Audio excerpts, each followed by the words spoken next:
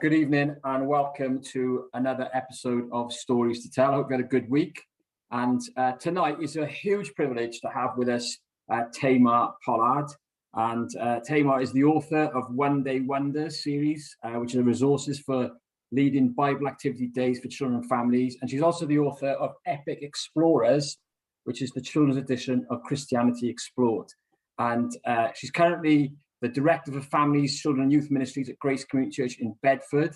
So I guess, Tamar, it's so nice to have you. Before we talk about your incredible story, just tell us a little bit about your work at the moment in Bedford. Yeah, so I'm based in a church just outside of Bedford, and I oversee the work with children and youth and their families, which involves schools work and youth clubs and preschool groups and parent seminars, and then just a lot of training and pastoral work drawn alongside families. And I guess the main reason I want to talk to you tonight is because you have got quite an incredible story, and you've kindly agreed to come and share it with us tonight. It's about events that took place, I think, nearly 25 years ago. Can you just tell us a bit about that tonight? And we've got lots of questions about it, but can you just start by telling us a little bit about your parents, how they met and what they used to do and all that happened 25 years ago? Yeah, so I grew up in West Yorkshire. You probably can tell my accent is northern, and grew up, have an older sister and a younger brother, and brought up by mum and dad, who were both teachers. They actually met when my mum was on a working holiday over from New Zealand, teaching in the same school, and eventually got married. It's quite a story that in itself. And then we came along. But right at the start of their married life, they were in Prague in '68. And it was when the Russians invaded at the time of Prague Spring. And they were there with colleagues and saw the tanks roll in and the flags on fire and the people, I guess, crushed by the communist regime. And Dad was really challenged by what he saw there, and at the same time had read in the Bible just that morning, if you see your brothers in need and don't help them, then how can you say you love God? And sort of the images of what they saw and the text what they read, he really wrestled with, well, how do I put my love into practice for this nation or for this sort of Eastern Bloc that is so oppressed and so poverty ridden? And he couldn't really work it out. But then a couple of months later, they were at someone's house, and their friend said, you need to be quiet because brother Andrew is sleeping. And they thought they met a relative, but actually it was a Dutchman who goes by the name of Brother Andrew. And as they got chatting to him when he woke up, he talked about the fact he was going in behind the Iron Curtain as such, and was smuggling in Bibles and taking in other aid. And as he heard about my parents' experience, he said, well, look, you're both teachers, got super long holidays. Why don't you use them to help your brothers in need, to show that love of God that you've been challenged to share?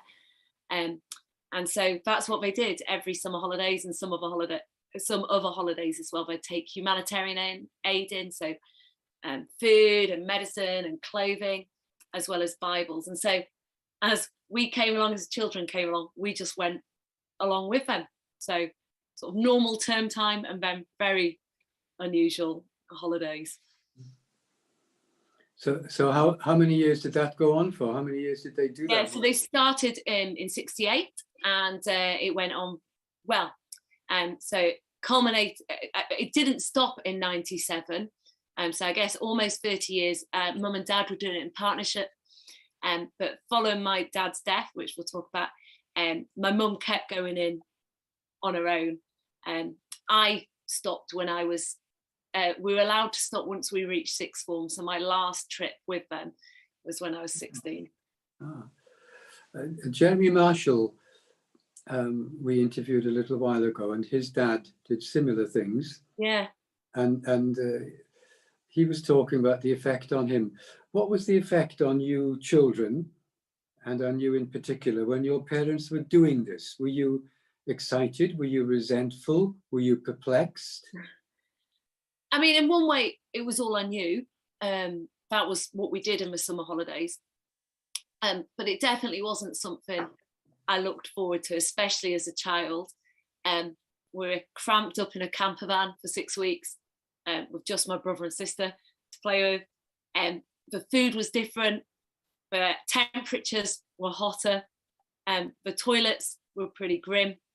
And then I guess you picked up on the sense of fear and secrecy and oppression that was very prevalent at that time. So, for example, we couldn't speak in the street in case people heard us speaking in English and drew attention to ourselves. I was very fair-skinned, so I stood out like a country mile, so I had to like sort of merge in with my parents. I think just seeing the poverty, so the long queues for petrol and the empty shelves in the shop, and the sort of grey, drab nature of the places made it stand out, and kind of knew we were doing good, but didn't really, I guess I was selfish and I didn't really want to do that, especially because all my friends used to go, it was the start of like package holidays, and they're all going off to Spain or Portugal or wherever, and would come back with like little sweets. I don't know if people remember them, but all in a sort of like long line, and we could tear up the sweets and give them out to a class set of sweets. And I wasn't able to. Stupid things, but as children, those are the kind of things you focus on. My holiday was different, and I resented it in a way, but not all the time. I think at the same time, there were moments of adventure. You asked it to see as an adventure, and I think I was Famous Five obsessed, and it felt like sometimes we were going on adventures, and some of that was exciting and some of that was scary. So when I was 8, we were going into trying to get into Romania, and they discovered that we had a load of Bibles, and they said that we had to pay a fine of over £3,500, which I guess would be a 5-figure number now.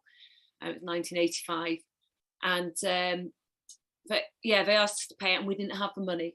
And after a bit of discussion, they decided to keep my mum and the camper van hostage, and then they said they would march us back to Hungary to try and get the money to free my mum and the camper van. And so, yeah, that's one of the biggest memories, I guess, having a Kalashnikov on my back for 2 hours walking, and my brother, who was 6, was just in tears, whereas I was like, this is so exciting, I've got a gun on my back. And not realizing, I guess, the seriousness of it. But for me, it was quite a profound time, that time, as well as being exciting, just not knowing how we were going to get my mum back.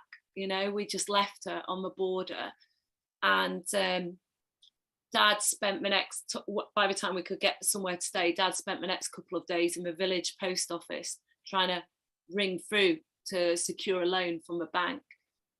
And he just kept reminding us that God is good, that God promises to take care of his people, and really seeing him sort of gently, and I mean, I'm sure inside he was missing my mum and he was concerned for her, but just sort of gently walk us through it. And then things like the bank had an emergency meeting on the Saturday, and Dad happened to teach 3 of the members of staff's kids, that's right, yeah. And so they were like, well, we'll be the guarantors of the loan. And just Dad saying like how incredible it is. They did an emergency meeting and people were there who knew him and could back the loan. And then the money was wired over and getting Mum back. And then again, Mum and Dad saying to us, look, we don't want people to know how much we paid. We believe God will help us pay off the loan in his way, in his time.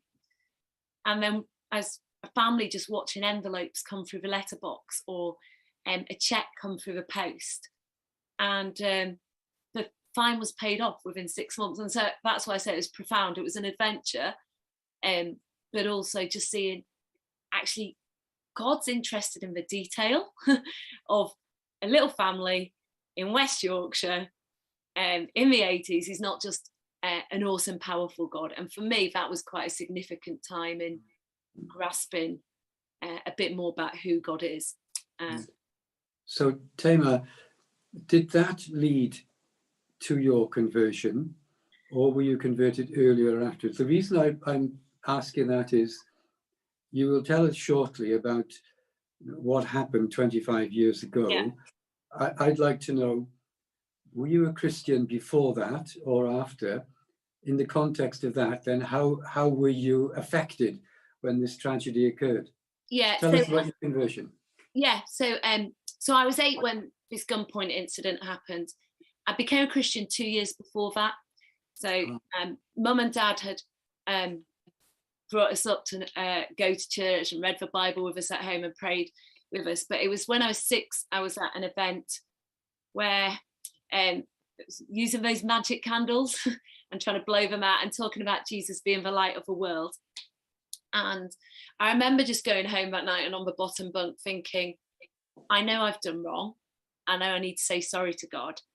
And I know that Jesus has died in my place so that I can be forgiven. So it's very simple, sort of 6-year-old understanding of wrong, of forgiveness, of trusting in what Jesus had done. So that was when I was 6. I think for me, when I was 8, we grow in our knowledge and understanding, don't we? And I think it was one of those milestone moments where it just sort of beds in, this is real. I know Jesus has died for me, but it's not just a thing of the past. He's with me now. He's providing for me. I can trust in him, in the good and the bad. And I guess that was really foundational, not just that incident, but other incidents in Eastern Europe where God proved himself again and again to our families. And those foundations definitely were things then later on when tragedy kicked in, I was able to cling to and remind myself of that whilst I had so many questions, I did have some answers of who God was. Mm. So that incident you referred to then as a tragedy, that took place nearly 25 years ago. Yeah. Would you tell us about that, Tamar, and how your family responded to it and the things that have happened because of it? Yeah. So after the Iron Curtain came down, sort of November 89, and then in the couple of years after that, Mum and Dad felt they really should keep going into Eastern Europe. Although there was a little bit more freedom, there were still so many needs, both generally in society, but also within the church. And so they wanted to support Christians out there, physically and spiritually, by providing for them. And so they kept on going. As I say, as we hit sort of 17, we were allowed to stop as long as we put our summers to good use. We weren't allowed to stay in bed all summer, but we were allowed to stop going. But Mum and Dad kept going. And so it was on a trip when they were just on their own in 97. And again, they were going from Hungary to Romania, like that time of the gunpoint. And as they traveling through sort of northeast Hungary, the lights on the camper van failed. Now the streets were unlit and the roads were unmarked. And so it wasn't safe to keep going at night. And they just thought, look, we'll pull into a lay-by. We did that all the time. Like our camper vans were forever breaking down. But also you always had to be quite flexible with your journey. So it wasn't unusual. And so they just thought, we'll pull into a lay-by. And in the morning, we'll go into the nearest town. We'll get the camper van sorted and we'll just arrive in Romania a day later. But whilst they were in the lay-by, 3 local youths spotted a Western vehicle and thought, here's a sure way of earning a bit of cash quickly. And so they woke my parents up and said that they were policemen and that my parents were illegally parked and they needed to pay a fine. Now this time it wasn't thousands, it was just around £14 equivalent. And so Mum and Dad didn't believe they were police. We're all in black, but we didn't look like policemen. But we thought, do you know what? We'll just pay the fine. It's not very much. And when we go into town to get the vehicle repaired in the morning, we'll report to the police there's a gang operating on this road. So they paid the fine. The guys gave them like a a ticket, a receipt, and off they went, and mum and dad settled back down. But the lads had seen in. It was early on in the trip, so the camper van would have been rammed with things to give away. And so they returned. I guess they got greedy. They wanted more. And so mum and dad were woken up again with knocking on the door. My dad climbed into the cab of a camper van and decided that he'd try and drive off, but they'd come armed. And so one of the lads, an 18-year-old, had an iron bar, and he bashed through the window and beat my dad and beat him till he died. And then fled the scene. They all fled the scene. Mum tried to resuscitate my dad, but she couldn't. She couldn't move the van because my dad was a dead weight in the camper van, driver's seat, no houses around. And so she got dressed. She talked about knowing a real peace, and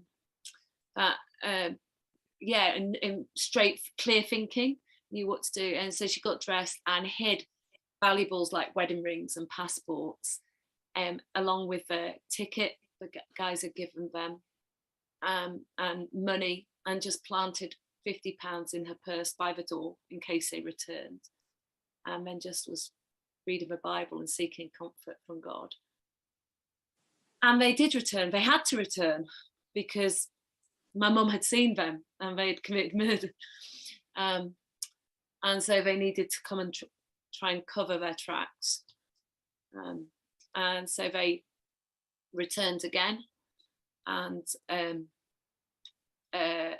beat my mum up, strangled her. They thought they had killed her, but she just was knocked unconscious. And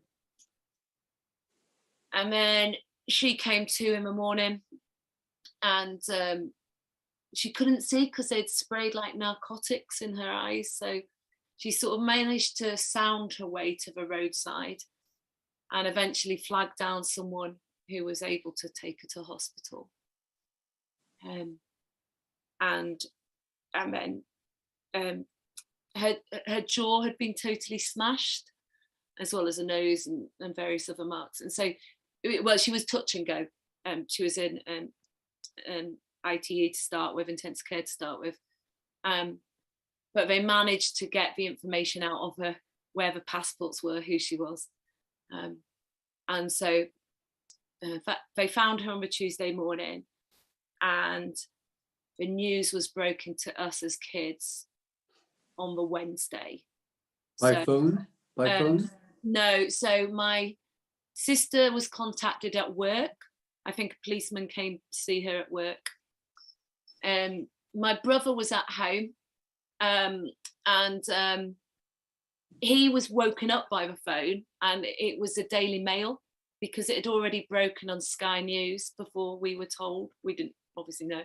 And so the Daily Mail were phoning him, but before they broke the news to him, as they were just confirming the house who lived there, the police arrived.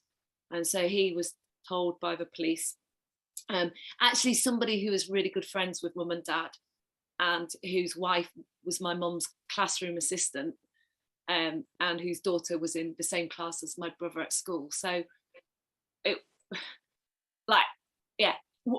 was horrendous news for an 18-year-old, but it was, the way God arranged it, it was broken in the best possible way, if that makes sense. But my brother and sister didn't know where I was, so they took a bit longer to track me down. I was doing sort of kids work on a beach in Kent, and so eventually they managed to find out where I was, and I was summoned up from a beach and called into an office. I didn't know what was going on. I was like, what have I done wrong? Because I was like, I'm just doing kids work, and then suddenly to be summoned and a policeman took off his helmet, I was like, oh my goodness, what have I done wrong?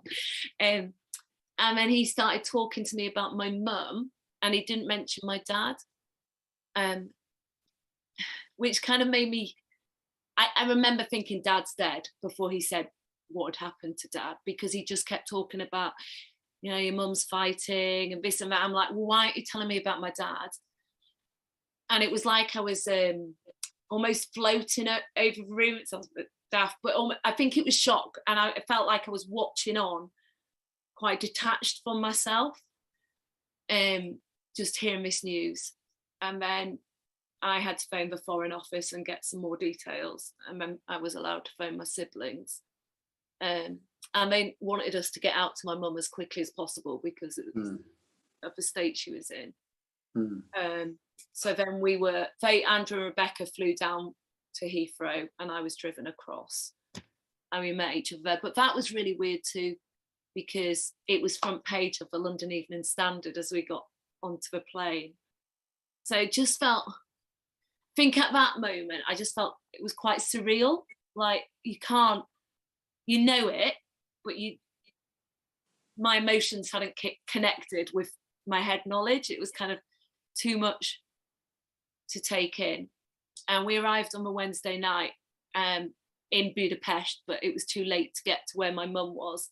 So we went up on the Thursday, and as we were driving up on the Thursday, they had just caught the three lads, because the receipt they'd given actually was one of their speeding tickets.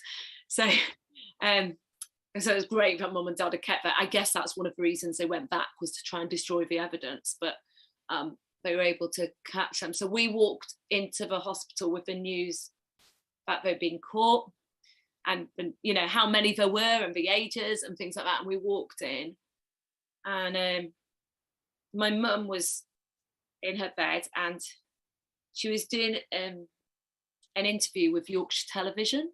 They'd phoned up, and she was just talking more than I'm talking now. Hard to believe, but true. And shouldn't have been, because her jaw hadn't been operated on. And she was just telling the story in detail. And so we walked in, and I've never seen anyone look like that other than on TV. Sort of, she was almost unrecognisable.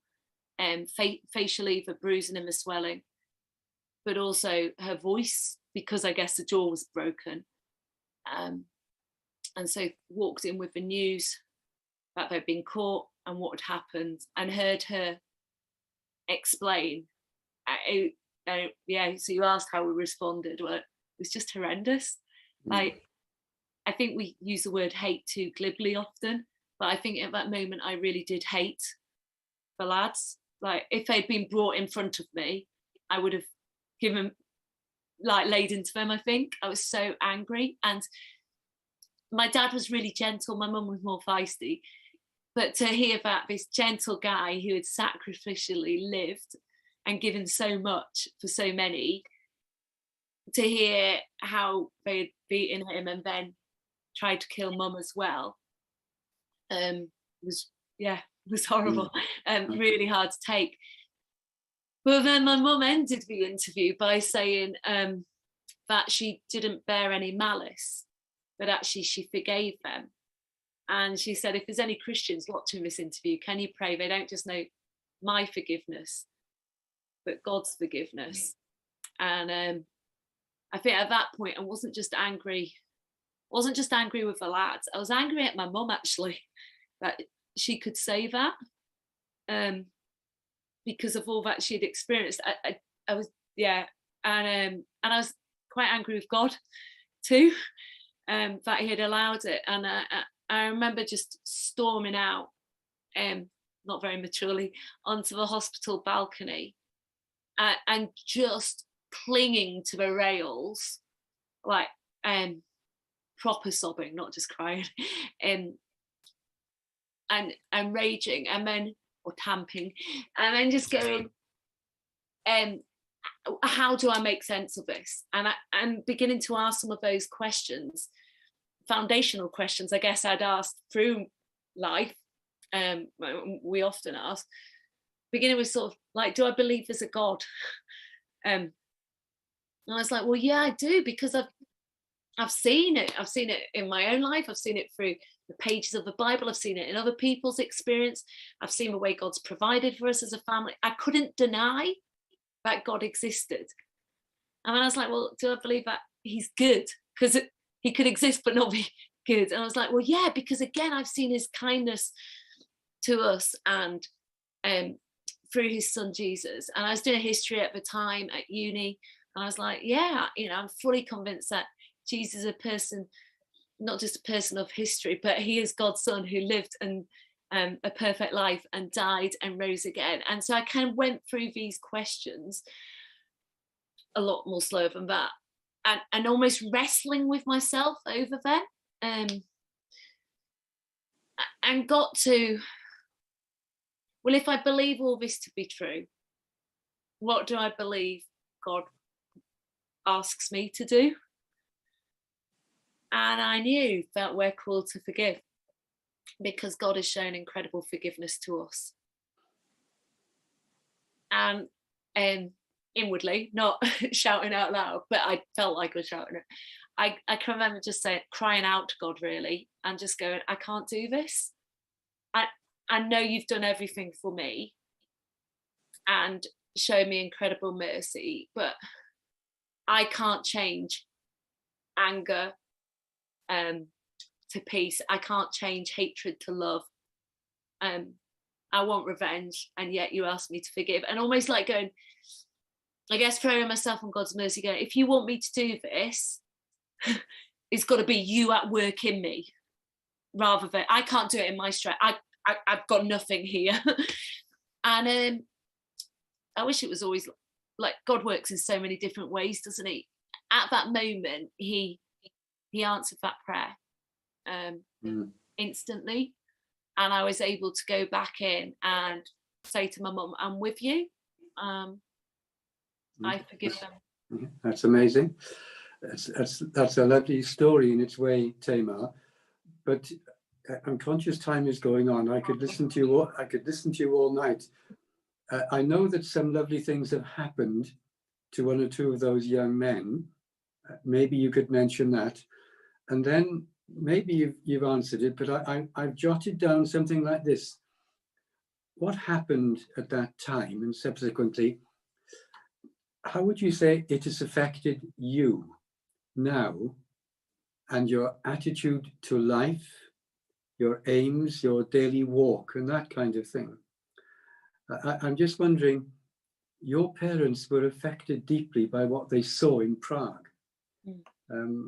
How has this incident and its aftermath affected you? Maybe you could deal with that a little bit after you've dealt with what happened to these young men and your mother's part in that. Yeah. So as I say, they were caught that day we arrived at the hospital. They went to trial about 4 or 5 months later, and Mum had to go over, and she wanted to give them care packages for prison. So she gave each of them a Bible and stationery and sweets and toiletries and so on, and wanted to look each of them in the eye and said she forgave them, because she said it's very different to say it on a phone, blah, blah, blah, but actually look at them and do that. And she asked if she could keep in touch with them. And 2 of the 3 agreed to keep in touch. And she went back later. The mayor put a memorial in the lay-by where my mum was, where Dad was killed, Mum was attacked. So she went back then, and then she went back another time. So she visited them. And Istvan, who was the 18-year-old who actually beat my dad to death, was the one who remained in contact throughout. The other, Attila, sort of dropped off in time. And a couple of years after Dad died, Mum got early onset Alzheimer's, probably as a result of the head injuries she experienced. And it was when she was in the very early stages of that, we received a letter, and it was titled, I've caused death, but through it I found life. And Istvan just talked about the fact that he couldn't get over this woman who he had tried to kill, whose husband he had killed. He couldn't get over that she forgave him. And so he thought, well, I've got to find out about this God she keeps talking about to me. So he started reading the Bible, and as he read the Bible, he was convinced by the claims of Jesus, who Jesus was, why he'd come, and what it means to follow him. And so he had asked Jesus to forgive him and trusted in his sacrifice. So it's just incredible. I mean, it's what Mum asked for that day on the hospital bed, and it was brilliant. We got to hear that good news, and he was well enough to understand the news at the time. Yeah. Lovely. So that's sort of with those. How's it impacted me? I guess in lots of ways. I mean, I often go, I don't want this to define me, but it is a part of who I am. I've done adult life without parents, really. You know, when mum got Alzheimer's when I was 22, and so I feel in a lot of ways that's not how we choose to have life, is it? I'd love to have parents speaking into my life and loving me and listening to me and laughing with me. I'm a massive sports fan, and I miss going to rugby and cricket with my dad and that kind of thing. So I think there's a sadness that whilst you learn to adapt, you never get over. Of course you don't. How can you, when people have been so significant to you? So I think there's that. But in that, I guess I've also known God's comfort and provision in ways I wouldn't have known if I hadn't have been through this. I've seen him not just help me forgive there, but as I wrestled with Mum's Alzheimer's, seeing people come alongside me and God care for me in the middle of the night. One of the things I struggle with is panic attacks. Whether that was linked into my dad's, not because of my dad's death, but I started having them at that time.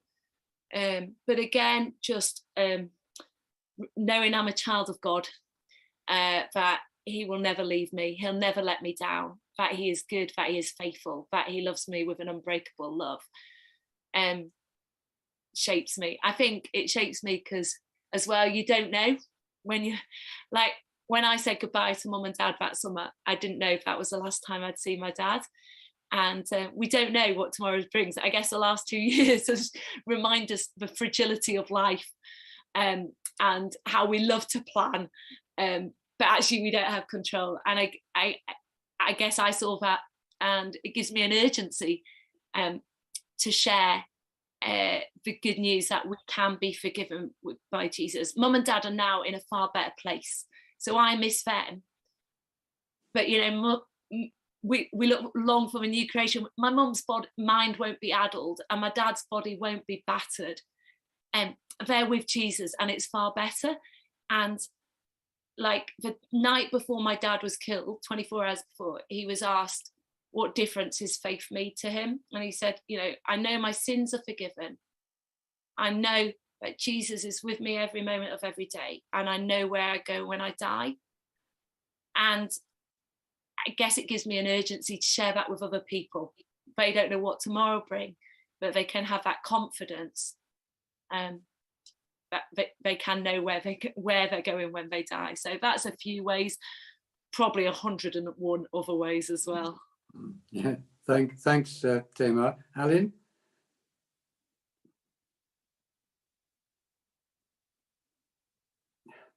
Are you there, Alan? Sorry, yeah, Tamar, I've got, generally, I just think it's an incredible story, and I think, you know, you're an incredible person, I think your parents are incredible people. Is there anything that we haven't asked, or anything you want to get across before we end tonight? I guess the danger in these things is, like, people go, well, I never could do that, or and Mum and Dad was super ordinary. It was maybe a little eccentric even, but they were very ordinary people, and as am I. And you know, They did what they did, not in their own strength. And I was able to forgive, not in my own strength. And so I think that's the first thing. It's not about us having to be a certain something. It's about us relying on God to work in us. I had something else, but it's gone. Yeah, sorry, mind block. Sorry. I guess my last question really is, when can you come to Fulham Boys School? Because I think it's such an incredible story. Our boys would love to hear that. And Bedford's not that far away. So I know. maybe in the next few months you can come down to Fulham and tell, because it is genuinely, we've heard lots of stories over the last 12 months, but this is incredible. And I think you're absolutely right. God gives people grace as need to go through these things. And so thanks for joining us tonight. Can you close in prayer for us? Is that possible? Yeah. Oh, Father God, we thank you for who you are. We thank you that you are faithful and good, that you are true and loving, that your ways are best. We know that there's so much we don't understand, but thank you that you have revealed enough to us that we can trust in you. Thank you that you get our hurts, that Jesus knows what it means to be abandoned and let down.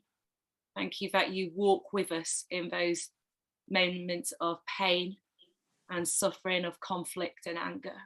And thank you that you long to give us what we need to respond in those situations. Pray for those listening whose hearts are heavy at the moment, that you would comfort, that you would draw near, that you put good people around them. Pray for those who are struggling to forgive, and knowing that it's a daily choice almost to surrender. And so pray that you'd again help them in that, do battle.